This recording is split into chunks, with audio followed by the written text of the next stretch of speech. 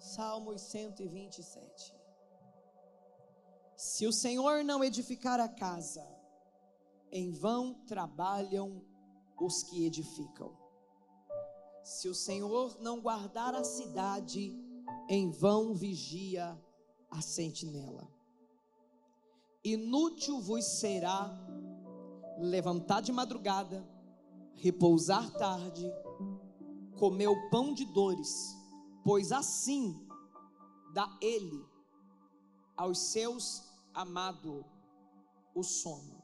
Podei-vos assentar.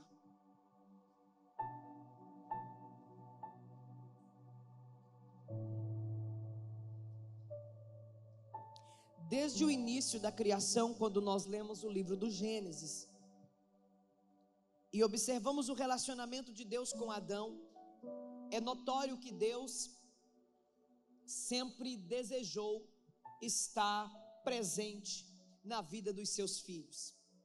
Deus deseja estar presente na nossa vida. Deus deseja ser participante de todos os nossos planos, de todos os nossos projetos, assim como também Ele deseja que nós sejamos participantes da sua glória. Ele deseja que nós sejamos participantes de um plano que Ele preparou para nós. Talvez você não saiba, mas Deus tem um plano para nós. É por isso que uma das primeiras palavras ou profecias que nós ouvimos quando nós entramos para o Evangelho é esta: Deus tem um plano na tua vida. Deus tem uma obra na tua vida. Eu tenho certeza que todos vocês aqui já ouviram. Se não ouviu, está ouvindo agora. Deus tem um plano na sua vida. Deus tem uma obra na tua vida, porque Deus, Ele deseja ser participante da nossa vida. Deus deseja estar incluso dentro da nossa vida, dentro dos nossos projetos. E Deus deseja também que nós sejamos participantes de todos os projetos que Ele está fazendo. O bispo JB, ele tem uma frase que eu gosto muito, e ele ora essa frase dizendo: Senhor, o que o Senhor estiver para fazer no mundo, não faça sem mim. Me inclua nesse plano, me inclua nesse projeto que o Senhor está para fazer. Por quê? Porque verdadeiramente Deus deseja que nós sejamos participantes dos seus projetos e que façamos essa oração, nos disponibilizando para estarmos presentes, atuantes nos planos que Ele tem para fazer sobre a terra, sobre a humanidade. Quando Ele estava para destruir Sodoma e Gomorra, Ele disse assim, olha o que está escrito, por favor, ponha para nós aí, coloque para nós, Gênesis 18, do 17 até o 19, Ele disse assim: e disse o Senhor: ocultarei eu a Abraão o que faço, visto que Abraão certamente virá a ser uma grande e poderosa nação, e nele serão benditas todas as nações da terra. Vamos ler até o 19. Porque eu tenho conhecido que ele há de ordenar aos seus filhos a sua casa e a sua casa depois dele, para que guardem o caminho do Senhor e para agirem com justiça e juízo, para que o Senhor faça vir sobre Abraão o que acerca dele já tenho falado. Ou seja, Deus faz uma pergunta: ocultarei eu o que eu estou para fazer?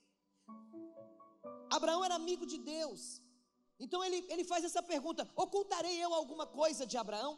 Será que eu tenho como ocultar do meu amigo aquilo que eu estou para fazer? E eu já quero liberar a primeira profecia nessa noite. Eu quero liberar já a primeira palavra, e quem tem fé pode levantar a mão para receber. Deus não vai ocultar aquilo que Ele está para fazer sobre a sua vida e sobre a tua casa, sobre a tua família, sobre a tua geração. Deus não vai ocultar. Ei, essa é uma noite de revelações. Deus há de revelar aquilo que Ele está para fazer. Deus vai mostrar, Deus vai revelar aquilo que Ele está para fazer sobre a sua vida e sobre a tua casa. Ele não vai ocultar a você. O desejo de Deus é revelar, é mostrar, é que você saiba quais são os planos dEle, quais são os projetos dEle. É por isso que quando Israel estava desalentado na Babilônia, ele usa o profeta Jeremias para escrever: eu é que sei os planos que eu tenho sobre vocês. E ele começa a revelar os planos. São planos de paz e não de mal, para vos dar o fim que desejais. mais. O plano é esse: vocês vão voltar-se para mim, vocês vão me buscar,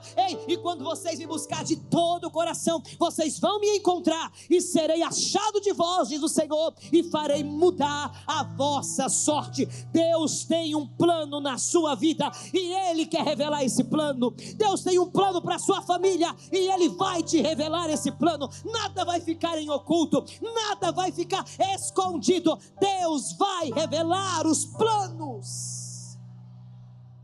Entenda, Deus sempre tem um plano. Às vezes a gente olha as situações e a gente pensa: meu Deus, será que vai dar certo? Será que vai cumprir aquela palavra? Está tudo tão difícil. Ai Senhor, está tudo tão complicado, está tudo tão longe daquilo que o Senhor disse que ia acontecer. E o Senhor chega para nós com aquela voz mansa e suave e diz: acalma meu filho, acalma minha filha, eu tenho um plano. Ei, você que está olhando para essa situação e dizendo: Deus, da onde eu vou tirar o recurso? Como que eu vou fazer? E Deus está dizendo: eu tenho um plano. Aleluia.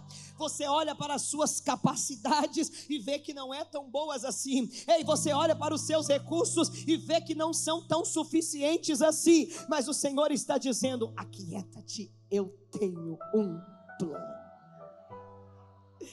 Entenda uma coisa: Deus não está improvisando nada, Ele tem um plano. Tem gente que acha que Deus sai por aí improvisando: não deu certo esse, vou fazer. Não, Ele já tem todo o plano traçado, todo o plano dele já está totalmente arquitetado, está tudo escrito no livro da sua vida. Oh glória! Ele vai revelar as coisas que está para acontecer. Ele vai revelar quais são os planos dele para 2025 na sua vida. Ele vai revelar quais são os projetos que ele tem para fazer com você nos próximos dias, nos próximos meses, nas próximas estações. Ocultarei eu a Abraão o que hei de fazer? Não, eu não posso ocultar. Eu preciso revelar. Quando você tem um amigo, você dificilmente esconde alguma coisa dele, é ou não é? Quando você tem um amigo, você tem prazer em conversar com ele, você tem prazer em contar para ele os seus segredos, você tem prazer em contar para ele os seus planos, porque é bom compartilhar os nossos planos, é bom compartilhar as nossas ideias, aquilo que nós desejamos fazer, é bom compartilhar com alguém que está dentro do propósito, que está dentro da mesma visão. Então Deus vai compartilhar com Abraão, Ele não vai ocultar os seus planos. Ei, deixa eu te dar um conselho: viva de maneira tão íntegra e tão íntima de Deus, que quando Ele tiver para fazer alguma coisa, ei, Ele vai olhar para os anjos e vai dizer: eu não posso esconder nada dela, eu não posso esconder nada dele, eu preciso contar para ela, eu preciso contar para ele. Ei, viva de forma tão íntima na presença de Deus, a ponto do Senhor te mostrar milimetricamente aquilo que Ele está para fazer. Ei, Deus está chamando nesta noite homens e mulheres que desejam viver nessa intensidade, nesse nível de amizade, a ponto do Senhor olhar para você e dizer: eu não posso te esconder nada, eu não posso ocultar, eu tenho que revelar, eu tenho que falar para você por antecipação aquilo que está para acontecer. Então viva de maneira tão santa, tão abnegada, que quando Deus estiver para fazer alguma coisa, Ele vai dizer: eu não posso esconder nada dela, ela é tão fiel a mim, eu não posso esconder nada dele, ele me busca tanto. Eu não posso esconder nada dela, eu não posso esconder nada dele, ele é tão esforçado, ela é tão esforçada, ela me busca tanto, ela me clama tanto. Eu preciso revelar o que eu estou para fazer. Olha que coisa linda. Deus tem prazer em revelar a nós os seus planos. Olha o que está escrito em Amós 3:7. Certamente o Senhor Jeová não fará coisa alguma sem antes revelar o seu segredo. Por favor, mídia, coloca aí, o pessoal precisa entender que eu não estou mentindo. Talvez eles pensem que é coisa da minha cabeça. Amós 3:7. Acorda aí, pessoal. Certamente o Senhor Jeová não fará coisa alguma sem ter revelado o seu segredo aos seus servos, os profetas. Eu contei para vocês que um dia desses eu estava em um lugar e uma pastora disse assim, o pessoal comentando sobre revelação, sobre profecia, e ela disse assim: Deus não fala todo dia, Deus não vai ficar falando assim. Eu olhei para ela, ignorei a fala, porque verdadeiramente é inútil você discutir coisas espirituais com gente carnal. É inútil você tentar explicar algo espiritual para alguém que é carnal. As coisas espirituais se discernem espiritualmente. Não tem como uma pessoa carnal entender que Deus fala. Não tem como uma pessoa carnal entender que Deus revela. Não tem como uma pessoa carnal entender que Deus revela e fala aos seus servos, os profetas, que o Senhor está sempre falando. Quando essa mulher disse isso, eu já pude ver qual era o nível de espiritualidade dela. Porque Deus fala a todo momento, irmãos, desde a hora que você acorda. E às vezes até dormindo, Deus está falando no sonho. Deus fala o tempo todo. Você está dormindo, Deus está falando. Você acorda, Deus está falando. Você está almoçando, Deus está falando. Você está tomando banho, Deus está falando. Irmão, Deus fala o tempo todo. Tudo fala. Tudo à sua volta fala. Tudo está comunicando alguma coisa no mundo espiritual. Tudo fala. Fique atento aos sinais. Deus fala o tempo todo.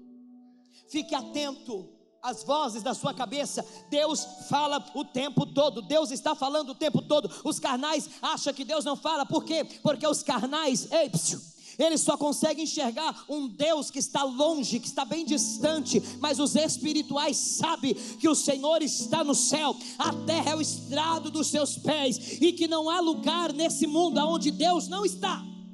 Ele enche a terra. Ele enche tudo. Então Deus é um Deus que se comunica. Deus é um Deus que avisa. Deus é um Deus que revela. E Ele quer trabalhar em conjunto comigo e com você.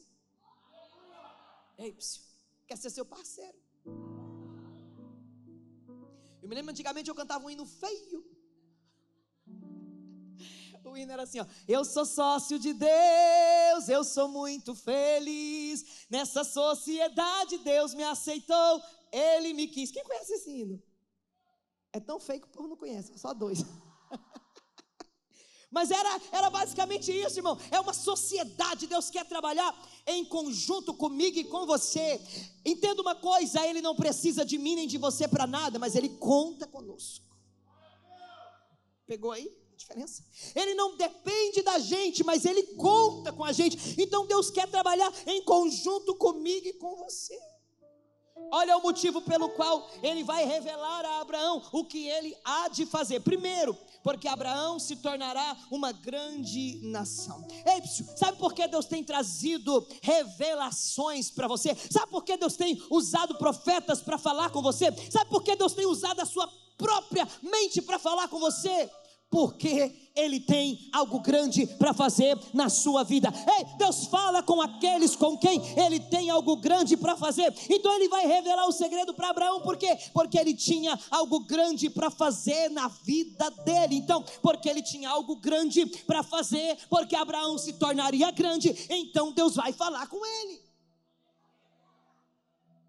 Aí tem gente que acha assim: eu sou qualquer coisa, eu sou pequenininho. Sabe, eu quero te ensinar a fazer uma oração. Pergunte qual? Vou te ensinar. Ore assim, ó. Repita após mim: Senhor Jesus, me faça me ver como o Senhor me vê. Você já fez essa oração? O diabo, ele te vê de várias formas. As pessoas te veem de outra forma. Você se vê de uma outra forma. Mas a forma que Deus te vê.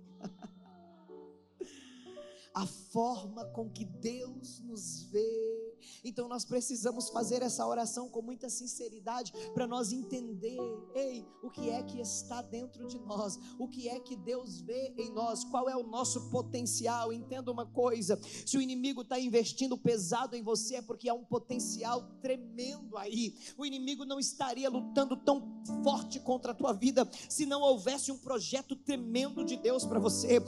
O inimigo não estaria investindo tão pesado contra você, contra a tua família, se o projeto não fosse grande. Se o projeto não fosse tremendo, terrível, o inimigo não estaria jogando tão pesado contra você. Essa guerra, essa luta fala do nível de glória que Deus está depositando sobre a sua vida. Deus espera que você reaja à altura das expectativas que Ele tem a seu respeito. Entenda, Deus tem expectativas a seu respeito. Você não nasceu por acaso. Quem sabe você não foi o projeto da sua mãe, não foi o projeto do seu pai, mas você é um projeto de Deus. Entenda uma coisa: os homens fazem relações sexuais, mas quem coloca a semente e faz ela germinar no ventre da mulher é Deus. É Deus, é Deus, é Deus, é Deus. Foi Deus que te criou. Foi Deus que planejou sua vida. Foi Deus que planejou o seu nascimento. Foi Deus que projetou a sua história. Mais uma vez, diga após mim: Senhor, me faça ver-me da mesma maneira que o Senhor me vê. Ele disse: vou revelar para Abraão, porque ele se tornará grande, e eu estou certo de que ele ensinará os seus descendentes a me obedecer. Ou seja, Deus revela os seus planos a quem é confiável. A quem é confiável. Então, ele olha para Abraão, ele vê: esse homem é confiável. Vou fazer ele se tornar grande, vou revelar as coisas para ele. E ele, quando tiver a sua descendência, ele vai ensinar a sua descendência a me obedecer. Não é à toa que os judeus, descendentes de Abraão, são aqueles que receberam a Torá, receberam a lei. Deus confiou a eles. Por quê? Porque os descendentes de Abraão eram confiáveis. Abraão era confiável. Os seus descendentes recebeu dele aquilo que o Senhor passou para ele. Nem sempre todo Israel obedeceu a Deus, mas isso não era problema de Abraão. Abraão fez a parte dele. Quem pode entender isso? A parte dele era ensinar. Entenda uma coisa: a nós pertencem as ações, a Deus, missionária Suílde, pertence o resultado. A Abraão pertencia ensiná-los, a Deus fazer com que houvesse um resultado. A nós pertence fazer o que precisa ser feito, a Deus pertence dar o resultado. O nosso trabalho, irmãos, é ensinar a nossa família a obedecer a Deus. Agora o resultado é com o Senhor. A nossa missão, é os ensinar, fugir da idolatria, a fugir do pecado, mas é do Senhor a função de convencê-los. Pertence ao Senhor. Se você tem feito a sua parte, vai dormir tranquilo. A parte de Deus Ele fará. Ele é fiel. Faz a sua parte, porque a parte de Deus Ele não falhará com ela. E Deus continua dizendo: e eu, olha que lindo isso, gente, e eu farei tudo o que lhe prometi. Abraão faz o que precisa ser feito, e eu trabalho nos resultados. Você só precisa fazer o que precisa ser feito. E quando Abraão fez o que precisava ser feito, Deus fez o quê? Deus cumpriu as promessas. Na maioria das vezes, irmãos, presta atenção nisso, somos nós que atrasamos as promessas de Deus na nossa vida. Nós atrasamos demais as promessas de Deus na nossa vida. Deus falou que você vai ser um grande evangelista. Ok, o que você está fazendo para se tornar um? Deus falou que você vai prosperar. Tá, o que você está fazendo para prosperar? Deus falou que vai te usar. Tá, mas o que você está fazendo para ser usado? Quem está pegando aí, irmão? Deus falou que vai salvar a sua família, mas o que você está fazendo para ele ser salvo? Se você fizer o que Deus mandou, se você fizer o que precisa ser feito, Deus vai cumprir a parte dele. A sua parte é agir, é confiar, é orar. Ei, a sua parte é testemunhar, a sua parte é jejuar, a sua parte é santificar. A parte de Deus é cumprir a promessa.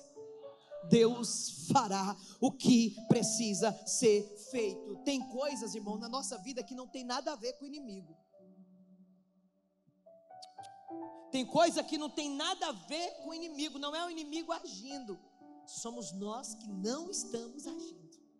Somos nós que não estamos fazendo a nossa parte. Somos nós que não estamos fazendo o que precisa ser feito. Aí chega Salomão no Salmo 127. Salmo 127 é um salmo que foi Salomão que escreveu. Salomão foi aquele homem que viveu a sua vida intensamente. Sabe aquela pessoa que vive intensamente? Ele viveu intensamente a vida dele. Ele teve uma sabedoria, irmãos, acima da média. E ele viveu experiências tão marcantes que deu a ele autoridade para falar sobre diversos assuntos. E falar com conhecimento de causa, falar com propriedade. Quando nós lemos os escritos de Salomão, como Provérbios, Eclesiastes, nós podemos comprovar a veracidade das experiências que esse homem tinha. Nós podemos comprovar a veracidade da sabedoria que habitava na vida desse homem. E nós aprendemos muito com Salomão, porque uma pessoa que tem muitas experiências tem muito para nos ensinar. Então Salomão tem muito para nos ensinar. E neste salmo ele nos ensina verdades que ele aprendeu durante as suas muitas experiências. Ele inicia dizendo assim nesse salmo: se o Senhor não edificar a casa, em vão trabalham os que a edificam. Preste atenção. Se o Senhor não edificar a casa, em vão trabalham aqueles que a edificam. Ninguém naquele tempo entendia mais de edificação do que Salomão. Tanto que Deus confiou a ele a edificação do templo. Era um homem que entendia de edificação. Ele foi responsável pela construção do templo. E ele vai dizer o seguinte: olha, o que você for fazer, faça com o Senhor. O que você for fazer, coloca Deus na frente, como o edificador dos teus projetos, dos teus planos. Coloca Deus na frente. Por quê? Porque se você não colocar Deus, os seus esforços serão inúteis.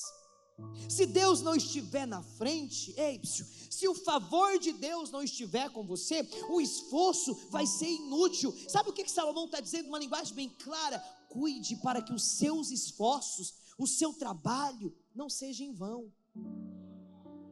Cuide para que você não faça as coisas sem Deus, e fazendo sem Deus, o seu trabalho seja em vão. Ele está dizendo: se o Senhor não edificar, em vão vai trabalhar aqueles que edificam. Se o Senhor não guardar a cidade, em vão vai vigiar a sentinela. Ele está dizendo o seguinte: tudo que você for fazer e Deus não estiver com você, vai ser em vão, vai ser trabalho perdido, vai ser inútil. Se Deus não estiver nesse negócio, vai ser inútil. Se Deus não estiver nesse relacionamento, vai ser inútil você permanecer nele. Se Deus não estiver nesse negócio, vai ser inútil você insistir nele. Se Deus não estiver nessa causa, vai ser inútil você lutar por ela. Se o Senhor não edificar a casa, em vão trabalham os que edificam. Se o Senhor não guardar a cidade, em vão vigia a sentinela. E ele continua dizendo: olha, Deus quer proteger você, Deus quer guardar você, Deus quer dar proteção para você, mas será em vão se você ficar aí tentando confiar na proteção do homem. Ei, você precisa confiar no cuidado de Deus, você precisa confiar na proteção de Deus, você precisa confiar que quem te guarda não dorme, não tosqueneja. Ei, tem muita gente por aí passando, pelo perigo, pelo vale da sombra da morte, porque coloca a sua vida na mão de outro, porque coloca a sua confiança naquele que pode morrer. Ei, coloca a tua confiança na mão daquele que é poderoso para guardar você, para guardar sua casa, para guardar sua família. Ele continua dizendo no verso de número 2: inútil vos será levantar de madrugada, repousar à tarde, comer o pão que penosamente granjeaste. Em outra versão vai dizer o pão de dores. Aos seus amados ele o dá enquanto dorme. Deixa eu dizer para você assim, numa linguagem bem simples, o que esse verso está dizendo. Ele está dizendo assim: muita gente se mata de trabalhar para ganhar o pão. Tem muita gente ralando aí, trabalhando, nem descansa. Ele está dizendo: inútil será, levanta de madrugada, repousa de tarde, come o pão de dores. Ou seja, está vivendo uma vida fadigada, está vivendo uma vida difícil, ou está sobrevivendo. Ei, tem gente que está só sobrevivendo, não está vivendo, está sobrevivendo. Tem muita gente fadigada, perdendo sono por causa de problemas e questões financeiras, nem está dormindo à noite,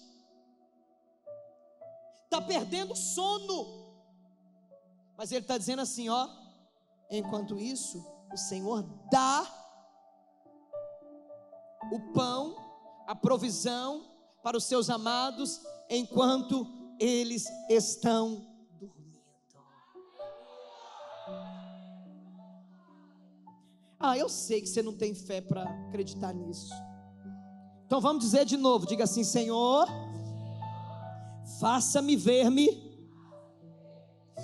da mesma forma que o Senhor me vê. Se você conseguir se ver como o Senhor te vê, você vai entender que quando você confia nele, quando você deleita-se nele, enquanto você dorme, ele cuida de você. Enquanto você dorme, ele abre portas para você. Enquanto você dorme, ele trabalha em mentes e corações ao seu favor. Enquanto você dorme, Deus peleja pela sua causa.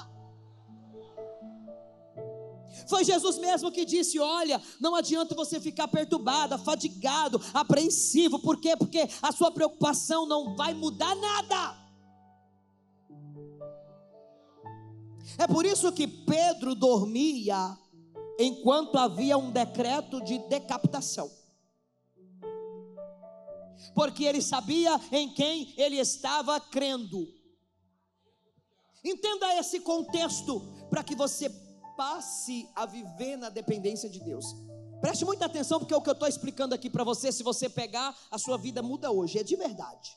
Não estou querendo sensacionalizar nada, mas se você pegar o que eu estou falando da parte de Deus, a sua vida muda hoje. Entenda uma coisa: tem muita gente fadigada por aí, atribulada por aí. Sabe por quê? Porque elas não têm a confiança no Senhor, elas não creem em Deus, elas não vivem os princípios da palavra, e elas vivem fadigadas, confiando apenas na força do seu braço. Mas já existe por aí um povo que confia plenamente no Senhor, e enquanto eles estão dormindo, o Senhor está preparando bênção. Enquanto eles estão dormindo, o Senhor está fechando boca de leões. Enquanto eles estão dormindo, o Senhor está ordenando que a bênção esteja sobre eles. Então Salomão diz: enquanto os amados do Senhor estão dormindo, o Senhor está provendo para eles. Cadê o Theo? Eu vi ele passando ali agorinha. O Theo tem um testemunho lindo sobre isso. Ele orou e falou assim: Senhor, eu quero um trabalho, um ganho, aonde eu só durma e ganhe dinheiro. Cadê ele? Ele não está aí, não. Vocês veem que é verdade, mano, não estou mentindo. Ele orou, ele pediu. Sabe o que Deus deu para ele? Um ponto de táxi. Que naquela época que não tinha Uber, era uma bênção. E aí o Theo dormia, e o taxista trabalhava e pagava para ele enquanto ele dormia. Cadê ele? Apareceu ali? Aqui, ó. Foi ou não foi, Theo? Você dormia e o dinheiro vinha na porta. Aí, ó.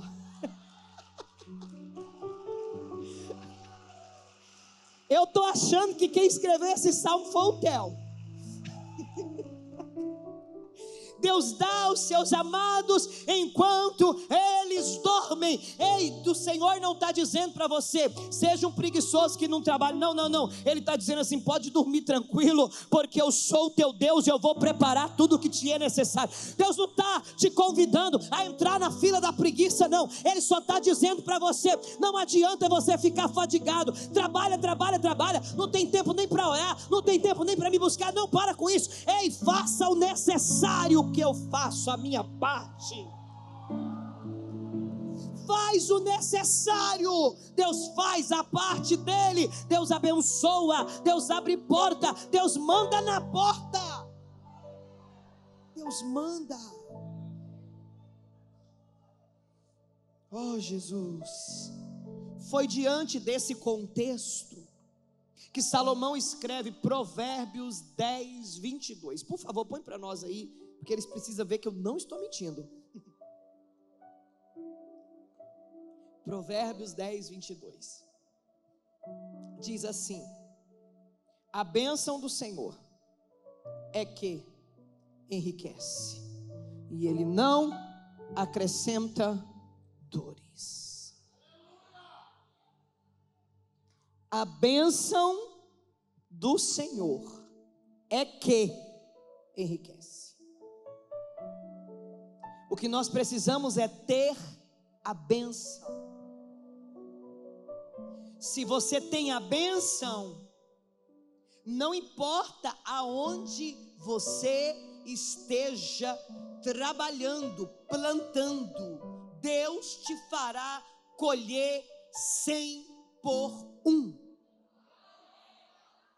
Se você for nas terras de Israel, você vai ver uma terra inóspita, é pedra, é cascalho. Quando não é pedra, cascalho, é areia.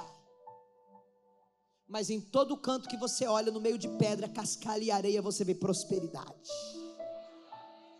As romãs desse tamanho, as tâmaras desse tamanho.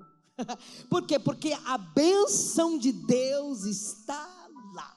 E se você tem a bênção, não importa o terreno aonde você foi plantado, você vai dar muito fruto, e fruto bonito.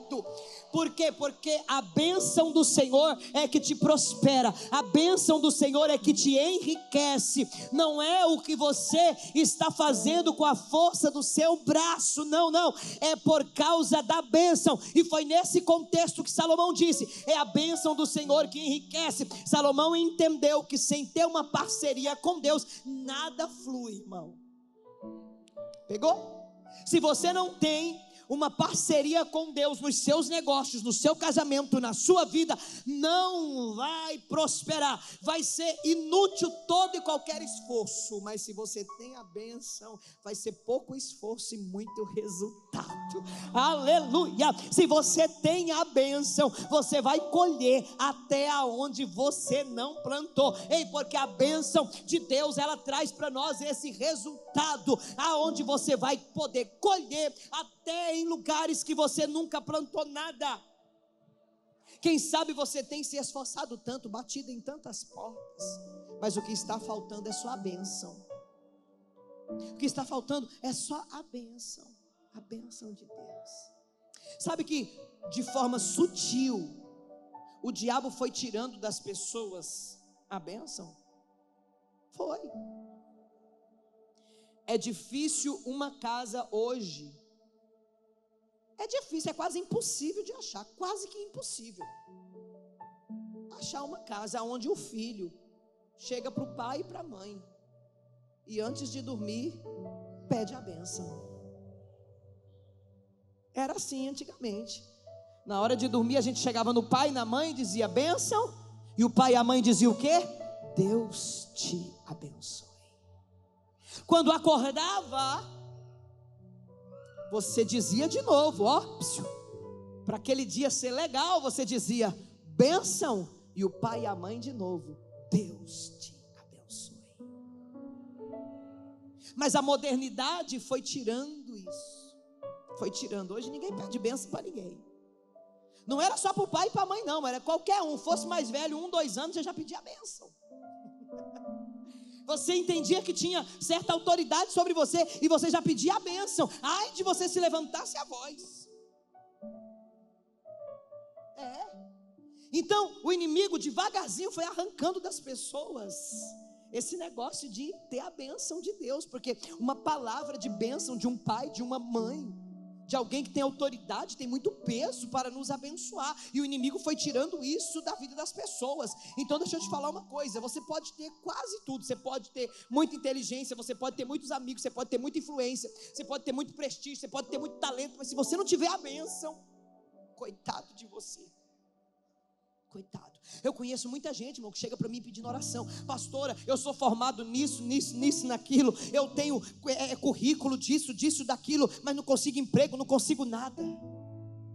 Falta a benção. Conheço gente que chega para mim e fala: eu tenho experiência nisso, eu sou bom em fazer isso, eu faço isso. E aí, mas nada flui, irmão, falta a benção. Não é sobre o que você sabe fazer, não é sobre os seus talentos, irmãos, é sobre ter a bênção, porque se você tem a bênção, Deus faz com que você ache graça, ou seja, favor aos olhos das pessoas que têm o potencial para te levar aonde você precisa chegar. É a bênção de Deus que faz isso. Se o Senhor não edificar a casa, em vão trabalha os que a edificam. Se o Senhor não proteger sua casa, é inútil colocar cerca elétrica, é inútil colocar muralhas. É inútil. O Senhor quer ser o seu companheiro, o seu sócio, o seu ajudador. Ele quer trabalhar em conjunto com você. Ele quer te abençoar. Ele quer te dar sono para dormir.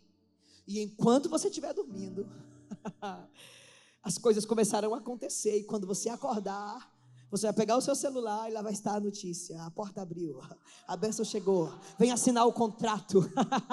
Ei, o negócio deu certo, aleluia, oh glória, já saiu o resultado, deu alta da UTI, está tudo certo. Ai meu Deus, o Senhor quer operar enquanto você dorme. O Senhor quer dar a bênção aos seus amados enquanto eles dormem. Se coloca de pé comigo.